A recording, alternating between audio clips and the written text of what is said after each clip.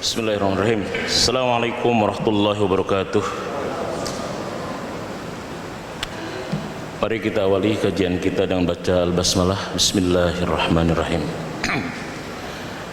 Bismillah, alhamdulillah, salatu wassalamu ala rasulillah Nabina Muhammad bin Abdillah, la hawla wa la quwata illa billah, amma ba'du. Rabbi israh li sadri wa yassir li amri wa hlul 'uqdatam min lisani yafqahu qawli. Rabbana arinal haqqa haqqan warzuqna ittiba'ah wa arinal batila batila warzuqna istinabah. Qala Allah ta'ala fi ayatil karim, a'udzu billahi minasyaitonir rajim. Bismillahirrahmanirrahim. Wa laqad arsalna Musa bi ayatina an akhrij qaumaka minadh dhulumati ilan nur wa dzakkirhum bi ayyamillah inna fi dzalika laayatil likulli sabarin syakur. Al-ayah. Sadaqallahul azim wa sadaqa rasul karim. Alhamdulillahirabbil alamin. Hadirin bapak-bapak, ibu-ibu jamaah Masjid Al-Hidayah yang mudah-mudahan senantiasa dirahmati, diberkahi oleh Allah Subhanahu wa taala. Puji syukur kepada Allah yang senantiasa mencurahkan nikmat, inayah hidayah kepada kita semua sehingga kita masih diberikan oleh Allah kesehatan dan juga kesempatan untuk terus melakukan aktivitas ibadah, salat maghrib berjamaah yang kita lanjutkan dengan kajian ilmu fikih muqaranah kita, fikih perbandingan, yang insyaallah kita akan membahas fikih terkait dengan dalil-dalil peringatan ya hari-hari besar Islam. Alhamdulillah kita sekarang sudah berada di hari ke-7 ya, di bulan Rabiul Awal 1444 Hijriah ya. Di Rabiul Awal ini kan biasa juga rame gitu ya. Di satu sisi ada umat Islam juga yang memperingati tentang hari lahirnya Nabi Muhammad SAW sebagai bentuk kegembiraan, kecintaan yang diekspresikan dalam bentuk-bentuk yang berbeda. Di sisi lain juga ada yang terus mengkritisi kalau Maulid Nabi itu peringatannya itu tidak ada. Bukan hanya Maulid Nabi sebetulnya, tapi peringatan-peringatan hari-hari besar Islam itu menurut sebagian kelompok tidak ada dalilnya. Jadi oleh karena itu fikih muqaranah kita kaji, sebetulnya ada nggak sih sebetulnya dalil memperingati hari-hari besar Islam itu.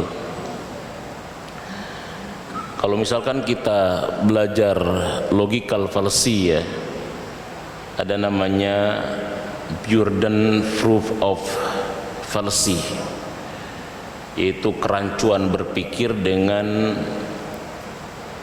mengalihkan beban pembuktian ya.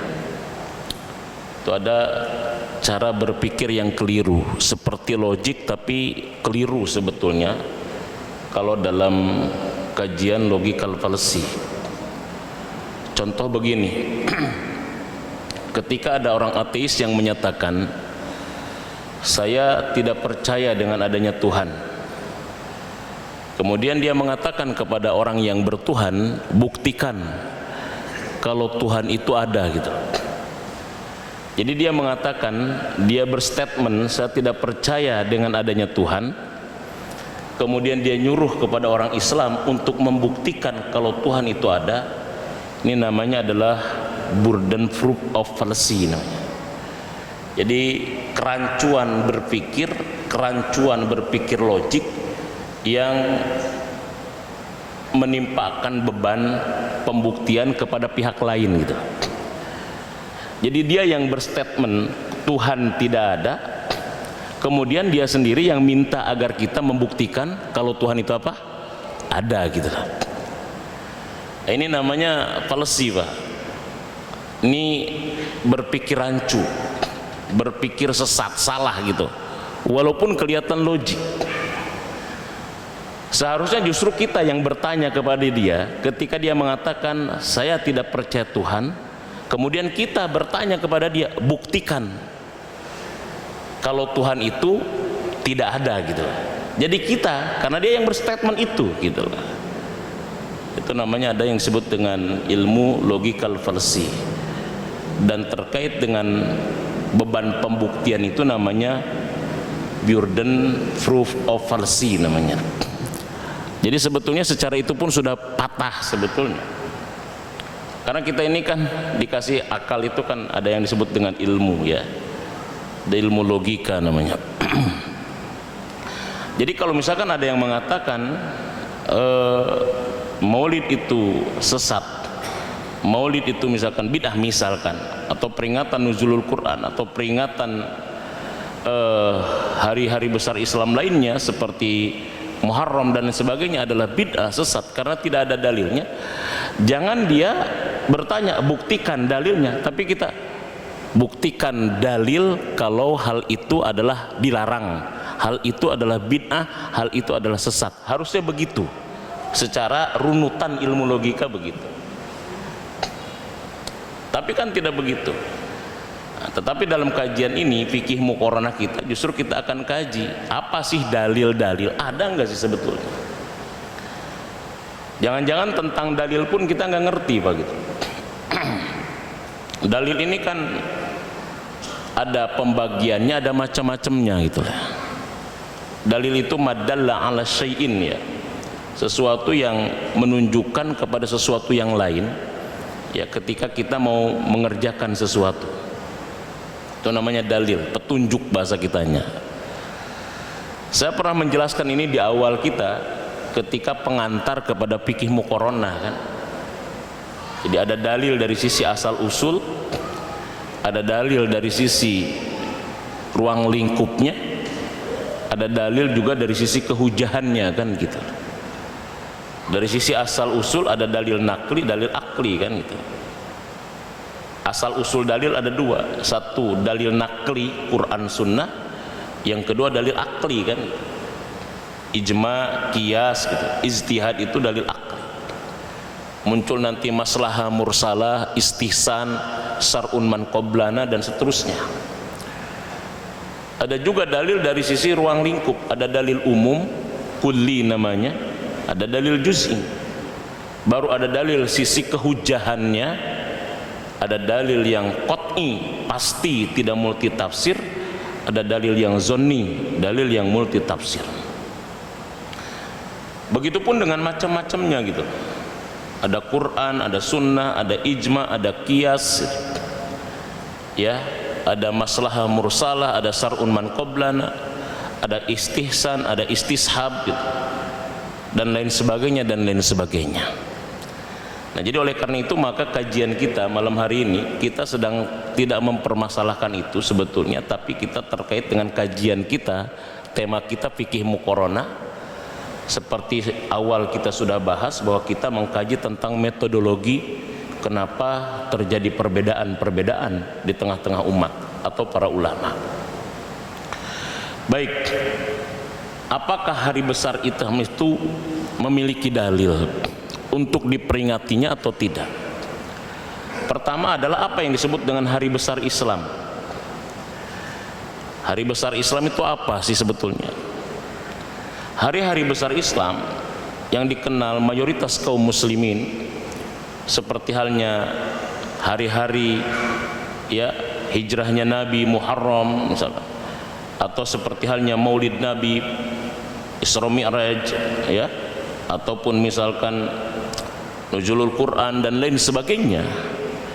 Ini diambil dari firman Allah Subhanahu wa taala di dalam Quran surat yang ke-14 ayat 5, yaitu tentang kalimat ayyamullah ya, walaqad arsalna Musa biayatina an akhrij qaumaka minadh-dhulumati ilan nur wa dzakkirhum biayyamillah. Ini diambil dari kata ayyamillah, hari-hari Allah. Dan sungguh kami telah mengutus Nabi Musa biayatina, dengan ayat-ayat kami, agar dia memperingati kaumnya dan mengeluarkannya dari zulumat ilan nur wa dzakkirhum bi ayyamillah, dan ingatkan dan peringatkanlah mereka bi ayyamillah, dengan hari-hari Allah. Hari-hari Allah. Jadi dalam ayat ini ada kata hari-hari Allah. Hari-hari Allah yang dimaksud dalam ayat ini apa, Pak? Bisa dibaca nanti tafsir Qurtubi, tafsir Al-Baghawi, tafsir Ibnu Katsir gitu. Bahkan ada kitab khusus namanya Ayyamullah karya Syekh Hanafi Al-Mahlawi. Itu banyak para ulama, Qatadah, Ibnu Abbas, semuanya banyak ulama yang menjelaskan tentang apa yang disebut dengan Ayyamullah, hari-hari Allah. Saya pernah menyinggung terkait dengan ini waktu pas bulan Muharram yang lalu, terkait dengan puasa di bulan Muharram di tanggal 10 Asyura. Ayat ini memang kaitannya adalah dengan selamatnya Nabi Musa dari kejaran Fir'aun, dan saat itu binasanya Fir'aun ditenggelamkan oleh Allah di Laut Merah. Sehingga ayat ini ingin menegaskan tentang peristiwa itu. Makanya ulama tafsir pada umumnya yang disebut dengan Ayyamullah adalah hari ketika Allah menampakkan kekuasaannya, hari ketika Allah menampakkan kebesarannya, hari ketika Allah menampakkan tentang keperkasaannya, kekuasaannya. Itu Ayyamullah. Nah, asbab nuzul ayat ini adalah hari itu Allah nampakkan kekuasaannya, yaitu dengan cara menenggelamkan menenggelamkan Fir'aun sebagai raja yang diktator, zolim pada saat itu. Itu poin pertama. Yang kedua, Ayyamullah itu hari-hari Allah itu adalah hari di mana Allah menampakkan tentang nikmat-nikmatnya. Nikmatnya yang luar biasa Allah nampakkan. Nikmat-nikmat Allah. Bahkan musibahnya dinampakkan. Ini pendapat Mujahid, ini pendapat Qatadah dalam tafsir Al-Qurtubi, di dalam tafsir Al-Baghawi. Yang disebut Ayyamillah adalah bini'amillah, nikmat-nikmat Allah. Dan saat itu Allah sedang nampakkan nikmatnya kepada Bani Israel dengan cara menyelamatkan Nabi Musa, sehingga Bani Israel pada saat itu berpuasa, bersyukur atas nikmat Allah selamatnya Nabi Musa. Sampai Rasulullah pun akhirnya ikut bersyukur terhadap selamatnya Nabi Musa dari kejaran Fir'aun. Bahkan Rasulullah mengatakan kepada Bani Israel, kata Rasulullah, kami lebih berhak atas Musa dibandingkan kalian. Maka kemudian Rasulullah berpuasa tanggal 10 Muharram. Kemudian Rasulullah pun mengatakan kepada umatnya, seandainya aku diberikan kehidupan tahun depan, aku akan berpuasa di tanggal 9-nya. Ini Ayyamillah, artinya adalah nikmat-nikmat Allah. Nah, kata Syekh Hanafi Al-Mahlawi di dalam kitab Ayyamullah itu, kalau selamatnya Nabi Musa saja merupakan nikmat Allah yang disyukuri setiap tahun oleh kita, yang padahal Nabi Musa adalah merupakan nabinya Bani Israel, bagaimana dengan kelahirannya Nabi kita Muhammad sallallahu alaihi wasallam? Tidak ada hari Allah yang terbaik di dunia dari semenjak terbitnya matahari sampai terbenamnya dan terjadinya dunia, kata Syekh Hanafi Al-Mahlawi, selain daripada hari ketika dilahirkannya Nabi Muhammad sallallahu alaihi wasallam. Maka di situ katakan wadakir, dan peringatkan mereka tentang hari-hari Allah. Jadi hari-hari besar itu, Pak, diambil dari ini. Maka muncullah hari-hari besar Islam. Makanya setiap masjid ada PHBI, peringatan hari-hari besar Islam. Sehingga ini poin pertama, hari-hari besar itu. Maka ayatnya adalah wadakirhum, peringatkan. Bagaimana memperingatkannya itu teknis, Pak. Memperingatinya itu teknis. Misalkan Bapak bisa ketika hari kelahiran Nabi Muhammad, Bapak misalkan kumpulkan anak yatim, Bapak kasih sedekah. Karena para ulama-ulama judul seperti itu. Ini poin pertama, ya. Jadi sebetulnya memperingati hari besar Islam itu dalilnya jelas.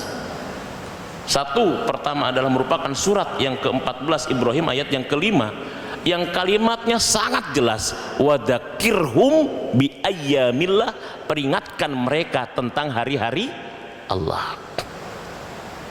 Itu satu, Pak. Nah, nanti kita masuk kepada istinbat. Ini kan sekarang kadang-kadang ada kerancuan. Makanya saya kadang-kadang baru dengar sekarang ini, Pak, dan baru dengar lihat di Facebook itulah istinbat hukum dengan cara peringatan Maulid Nabi di zaman Nabi nggak ada, coret. Di zaman sahabat nggak ada, di zaman ini nggak ada, di zaman sekarang ada. Berarti peringatan Maulid Nabi adalah bid'ah. Nggak bisa. Istinbat itu tidak seperti itu. Nanti begini, Quran di zaman Nabi nggak ada, di zaman sahabat ada tapi polos, di zaman sekarang ada tapi gondrong misalkan gitu ya. Berarti Quran sekarang adalah bid'ah. Nggak bisa kayak begitu. Itu bukan istinbat yang benar, Pak. Nanti ada yang disebut dengan teori istinbatul ahkam. Teori istinbatul ahkam itu artinya, istinbat itu dari kata an-nabat, artinya mengeluarkan air, atau istakhrij artinya mengeluarkan. Jadi mengeluarkan hukum di dalam Al-Quran maupun Sunnah dengan mengerahkan segala kemampuan yang dimiliki, itu namanya istinbat. Istinbat itu istakhraj namanya. Jadi mengeluarkan. Jadi gini misalkan, Bapak kan bukan ahli air misalkan, Bapak tidak tahu apakah di tanah ini ada air atau tidak misalkan. Makanya kita panggil biasanya tukang apa? Gali sumur atau tukang sumur bor. Kita bayar tukang sumur bor, kemudian dia tengok mana tanah yang ada. Sebetulnya mungkin tanah itu ada airnya, tapi kan kita nggak tahu di mana tanah itu yang memiliki apa? Memiliki air. Tapi karena ada tukang sumur bor sudah ahli dalam bidang itu, ngerti dia mana tanah-tanah yang mengandung potensi air, kemudian dia gali, dikeluarkanlah air itu. Sama kita, karena kita bukan fakih, bukan ahli fikih, kita juga nggak ngerti terkait dengan masalah cara istinbat dan sebagainya. Kita nggak tahu misalkan di dalam ayat wadzakirhum bi ayyamillah, kira-kira ada hukum apa saja di dalam ayat itu, kita nggak tahu. Tapi ulama yang memiliki kedalaman ilmu, rosih namanya, beliau bisa mengeluarkan hukum dari ayat itu, bahkan berbagai macam hukum misalkan. Contoh misalkan, banyak kan ayat-ayat yang terkandung hukum. Karena kita tidak punya kemampuan, keahlian terkait dengan masalah itu, sehingga ayat ini kira-kira mengandung hukum apa saja, kita nggak ngerti.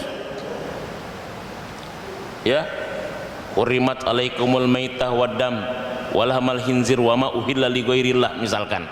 Ayat yang sudah jelas pun misalkan terkait ini, kita kadang-kadang nggak bisa istinbat gitu. Nggak bisa mengeluarkan. Kita kira dalam ayat ini ada hukum apa saja, dikeluarkan, digali. Ya, dan lain sebagainya dan lain sebagainya. Nah, ini istinbat. Jadi istinbat itu Pak ada teorinya. Kalau kata Profesor Abu Zahrah dalam bukunya itu apa? Minimal istinbat hukum itu kan dengan dua pendekatan. Satu yang disebut dengan pendekatan turukul lugawiyah, pendekatan bahasa. Yang kedua adalah turukul maknawiyah atau maqasidus syariah, pendekatan dengan cara maknawi atau maqasid syariah, melihat tentang ruh hukum dari sebuah nas. Jadi nggak bisa kayak begitu, ya. Masjid di zaman Nabi satu nggak pakai AC, di zaman sahabat nggak pakai AC, di zaman ulama nggak pakai AC, di zaman sekarang pakai AC. Berarti masjid sekarang karena pakai AC, ya nggak bisa kayak begitu. Itu bukan istinbat, itu nggak dikenal istinbat seperti itu di kalangan para ulama. Tapi kan sekarang muncul seperti itu untuk memudahkan, ya. Tapi orang-orang yang nggak ngerti tentang istinbatul ahkam, istidlalul ahkam kan nerima aja, oh iya gitu. Kita kan begitu aja gitu akhirnya. Jadi kalau misalkan seperti itu penetapan hukum, kalau seperti itu mengeluarkan hukum, kalau segitu penggalian hukum, wah ini bisa berbahaya Pak, rusak nanti tentang ilmu terkait dengan masalah istinbatul ahkam atau istidlalul ahkam. Nah, itu Pak.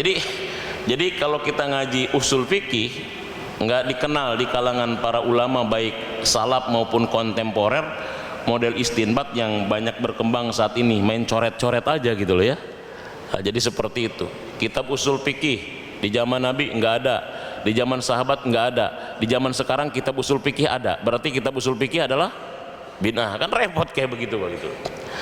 Ya, kitab hadis di zaman Nabi nggak ada, di zaman sahabat nggak ada, sekarang ada. Ini hadis Bukhari, berarti hadis Bukhari adalah kitabnya bid'ah. Aduh, kacau kalau kayak begitu Pak kita.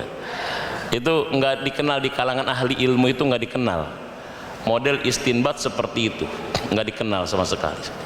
Ya, jadi ini pertama. Jadi apa dalil sebetulnya hari-hari besar dalam Islam, memperingati hari besar dalam Islam? Pertama, hari-hari besar dalam Islam itu diambil dari kata ayyamullah, hari-hari Allah. hari ketika Allah nampakkan kekuasaannya, kebesarannya, hari ketika Allah nampakkan nikmat-nikmatnya, hari ketika Allah nampakkan nikmat-nikmatnya. Nggak ada nikmat yang paling besar bagi kita ya selain daripada nikmat diutus dan dilahirkannya Nabi Muhammad sallallahu alaihi wasallam.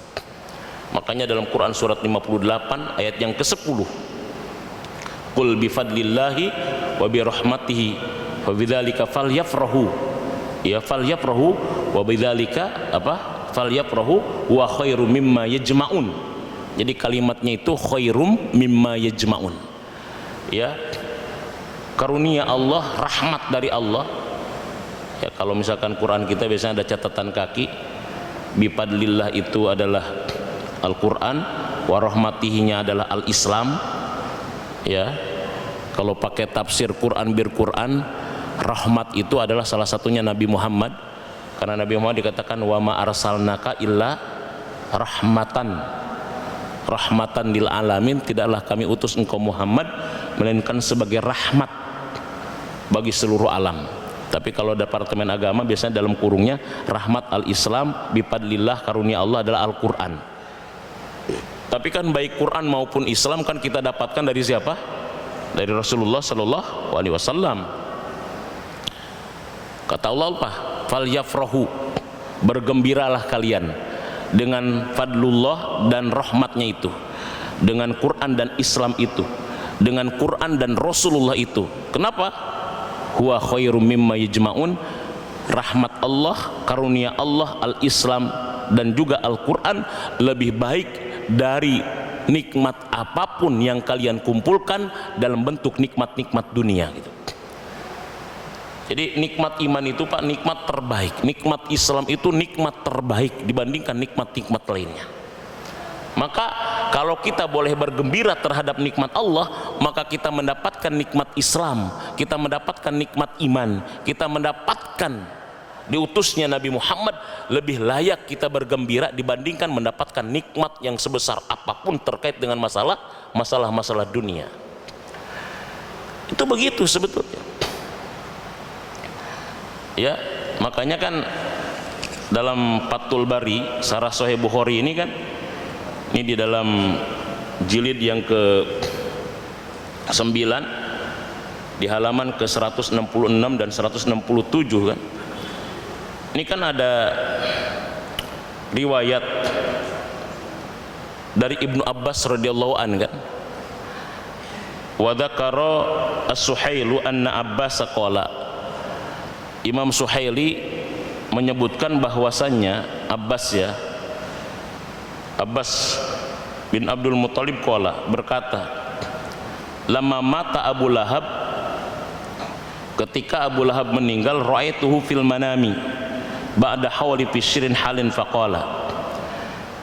Jadi ketika Abu Lahab sudah meninggal, Abu Lahab mati katanya, kata Abbas yang dikutip Imam Suhaili, aku melihat Abu Lahab itu di dalam tidurku, alias melihat di dalam mimpiku setelah dia mati, ya dalam keadaan yang buruk. Faqala, ya ma laqaita ba'dakum rohah, kata Ibnu Abbas itu dalam mimpinya dia nanya kepada Abu Lahab, ya ma laqaita ba'dakum rohah, apa yang kamu dapatkan setelah kau mati katanya. Ya, kemudian Abu Lahab mengatakan apa? Aku disiksa, ya aku menderita, illa annal adab yukhaffifu anni kulla yawmin isnainin, aku disiksa yang sangat mengerikan kecuali pada hari Senin siksaku itu diringankan oleh Allah. Qala, dia kemudian Abu Lahab berkata, wadzalika anna Nabiy sallallahu alaihi wasallam wulida yaumal isnin, karena Nabi sallallahu alaihi wasallam dilahirkan pada hari Senin. Kemudian Suwaibah memberikan kabar gembira kepadaku.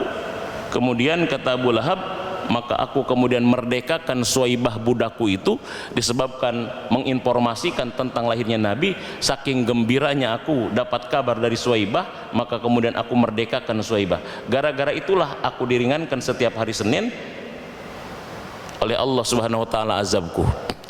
Ini kan maksudnya bukan berarti kita kok dalilnya dalil pakai Abu Lahab, itu bukan. Esensinya artinya adalah cerita ini ingin diungkapkan kepada kita kalau Abu Lahab yang kafir saja mendapatkan keringanan karena kegembiraannya atas kelahiran ponakannya Nabi Muhammad SAW, kemudian dia merdekakan Suwaibah, bagaimana dengan kita yang bergembira misalkan dengan kelahiran Nabi Muhammad sedangkan kita beriman kepada Nabi?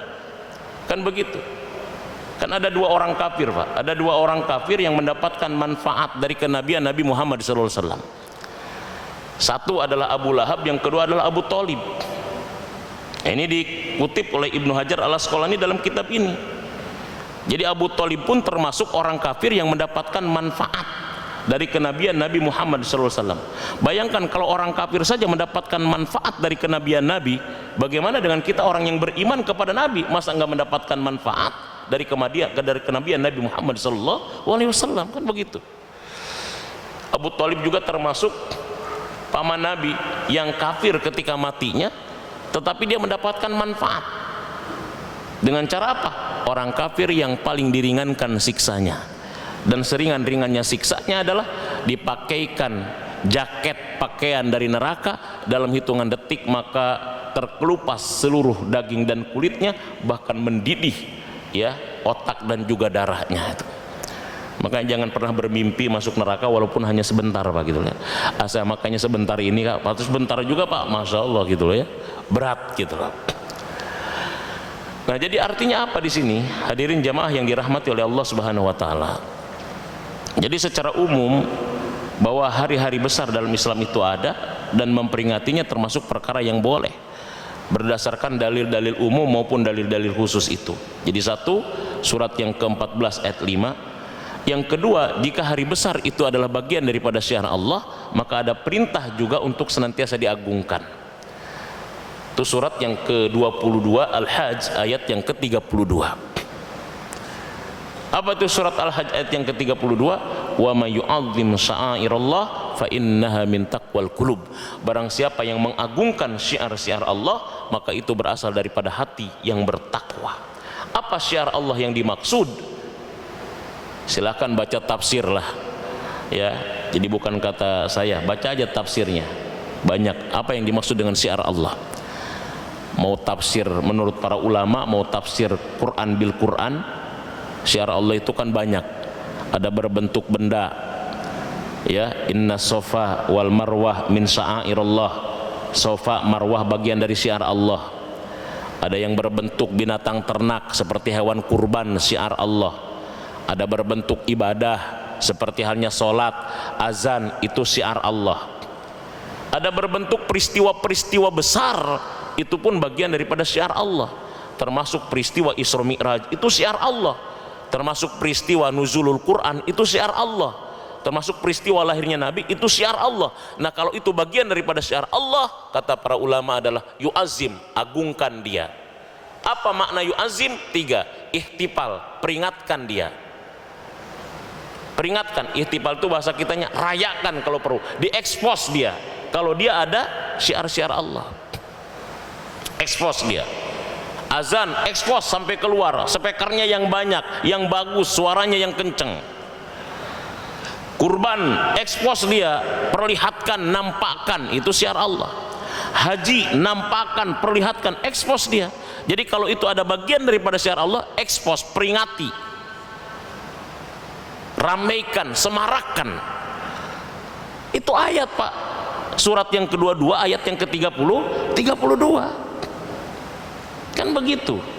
Jadi kalau ada di situ syiar Allah, yu'azim, agungkan dia sebagai bentuk pengagungan, maka syiarkan, ihtifal, iltizam, dan juga itsmam. Itu begitu, Pak. Itu adalah terkait dengan memperingati hari-hari besar Islam, hari-hari Allah. Jadi nggak jadi masalah. Muncul pertanyaan, Ustadz, kenapa para sahabat tidak memperingati? Pak, di dalam masalah agama ini ada yang disebut dengan al-muqtadi. Tahu al-muqtadi enggak, Pak? Al-muqtadi itu artinya kalau sahabat itu kenapa tidak memperingati? Karena sahabat itu tidak punya alasan untuk memperingati itu, nggak ada sebabnya. Kenapa? Karena mereka orang yang interaksi langsung dengan Nabi. Karena mereka interaksi langsung dengan Nabi, maka mereka pelaku sejarah dan tahu. Sedangkan kita tidak interaksi langsung dengan Nabi, sehingga kita punya alasan kenapa harus diperingati, untuk mengenang, mengingat, untuk senantiasa mencontoh. Kalau misalkan dia pelakunya, dia pelaku sejarahnya, dia ada pada saat itu, dan dia tidak perlu karena dia pelaku sejarah. Sedangkan kita tidak interaksi dengan Nabi, umat kita tidak interaksi dengan Nabi, anak-anak kita nggak interaksi dengan Nabi, perlu diperkenalkan kepada Nabi dengan cara memperingatinya. Begitu sebetulnya. Ada yang pernah ketemu Nabi, Pak? Bapak sejaman nggak dengan Nabi kira-kira? Kita jangankan peristiwa 1400 tahun yang lalu, peristiwa yang 1 bulan yang lalu aja kadang-kadang cepat lupa. Kan seperti itu, sehingga perlu diperingatin. Tinggal kita baca tentang sejarah misalkan, apa fungsi sejarah, apa makna sejarah, apa tujuan sejarah dalam Islam. Tujuan sejarah dalam Islam, wajib belajar sejarah dalam Islam. Kenapa? Satu, agar kita bisa mencontoh Nabi misalkan. Bagaimana mungkin kita bisa mencontoh sepak terjang Nabi kalau misalkan kita tidak diingatkan tentang Nabi? Makanya muncul buku-buku sejarah Nabi, muncul tentang ini, muncul tentang itu. Itu kan masalah-masalah seperti itu kan. Gampang saja logika kita bisa memahami itu. Nah ini, jadi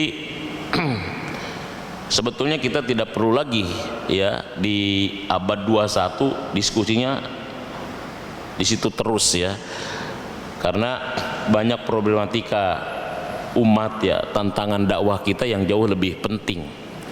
Bahkan saya sekarang sedang menelusuri tentang aliran yang sekarang sudah digandrungi, mulai digandrungi di kalangan milenial yang disebut dengan agnostisisme ya, yaitu paham agnostik di kalangan milenial ya, paham yang mereka ragu terhadap Tuhan.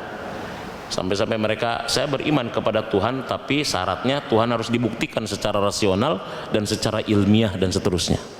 Ini paham agnostik, Pak. Paham agnostik ini sekarang paham yang mulai digandrungi di kalangan milenial. Bahkan mereka itu tidak disebut intelektual kalau mereka tidak agnostik gitu loh. Agnostik beda dengan ateis. Agnostik itu beda dengan ateis. Kalau ateis anti Tuhan, anak kita bisa langsung nolak. Karena mereka tahu tentang tentang ateis, tapi tentang agnostik anak kita nggak nolak, Pak. Karena agnostik itu bukan tidak percaya Tuhan, tapi dia percaya Tuhan, percaya sorga, percaya neraka, tapi syaratnya harus dibuktikan secara rasional dan ilmiah gitu. Kalau Bapak searching kepada situs mereka, Pak, ini komunitasnya sudah sampai 1400, Pak. Ya. Bahkan mereka kampanyenya, kalau misalkan kita kampanye pakai baju kita pejuang subuh, mereka kampanyenya apa? I am agnostic katanya. Sorry, I am not into about religion. Sorry, saya tidak peduli dengan urusan agama gitu. Dan ini yang menyebabkan berbagai macam penyimpangan. Hati-hati, Pak. Itu ternyata merupakan sesuatu yang digandrung di kalangan milenial. Apalagi milenial yang berbau apa? Berpendidikan tinggi, kalangan orang menengah ke atas dan sebagainya, yang mereka mencari jati diri dan lain sebagainya. Sebetulnya masalah kita terlalu banyak gitu. Problematika dakwah kita terlalu luar biasa banyaknya. Nah, tapi kadang-kadang tidak sedikit ada kelompok-kelompok yang selalu menarik kita kepada wilayah-wilayah yang sebetulnya sudah selesai pada masa-masa yang lalu, sehingga kita nggak berkembang. Tapi kalau kajian kita kan berbeda, karena tema kita kan tema muqaronah ya. Tema muqaronah itu kan tema perbandingan gitu loh. Perbandingan mazhab. Ini bukan sedang mempermasalahkan, tapi terkait dengan mengkajinya gitu. Karena ilmu itu harus dikaji. Ya, kalau internet kan sumber informasi, buku itu kan sumber informasi, belum menjadi sebuah ilmu. Masih ada waktu nggak, Pak? Hah? Berapa menit lagi? Udah habis? 1 menit lagi. Saya pingin agak diskusi sedikit gitu ya, tapi waktunya. Jadi itu poin yang keberapa tadi? Poin yang kedua. Jadi kalau dia adalah merupakan hari Allah adalah bagian daripada syiar, maka ada perintah yu'azim untuk diagungkan. Bagaimana cara mengagungkannya? Kata ulama adalah ihtifal, diperingati. Yang kedua iltizam. Yang ketiga ijmam. Ijmam itu artinya dilakukan dengan sebaik mungkin dan sesempurna mungkin. Kalau misalkan ada yang memperingatinya dengan cara yang tidak baik, ya kita juga harus luruskan. Harus luruskan. Ya. Karena memang kadang-kadang banyak juga yang mencoreng. temanya adalah peringatan Isra Mi'raj, temanya adalah misalkan peringatan Nuzulul Quran, temanya adalah peringatan Maulid Nabi, tapi isinya maksiat. Nah, ini kacau. Tapi kita jangan generalisir gara-gara ada yang melakukan isi itu kemudian peringatan semua dalam Islam dilarang. Bukan begitu caranya. Itu memang cara yang salah yang perlu kita luruskan, dan kita pun mengakui kalau itu bagian daripada sesuatu yang salah. Tapi jangan generalisir seolah-olah semua bentuk peringatan itu adalah perkara yang terlarang dalam ajaran agama. Saya pikir ini pertama, dua ayat ini merupakan hal yang sangat jelas ya, karena ini adalah firman Allah Subhanahu wa ta'ala. Belum lagi nanti hadis Nabi sallallahu alaihi wasallam. Wallahu alam bissawab. Baik, karena waktu juga yang membatasi kita ya. Mudah-mudahan ada manfaatnya bagi kita semua. Yang benar dari Allah, yang salah semata-mata kebodohan saya sendiri. Mari kita tutup dengan hamdalah dan doa kafaratul majlis. Alhamdulillahirabbil alamin. Subhanakallahumma rabbana wa bihamdika asyhadu an la ilaha illa anta astaghfiruka wa atubu ilaik. Assalamualaikum warahmatullahi wabarakatuh.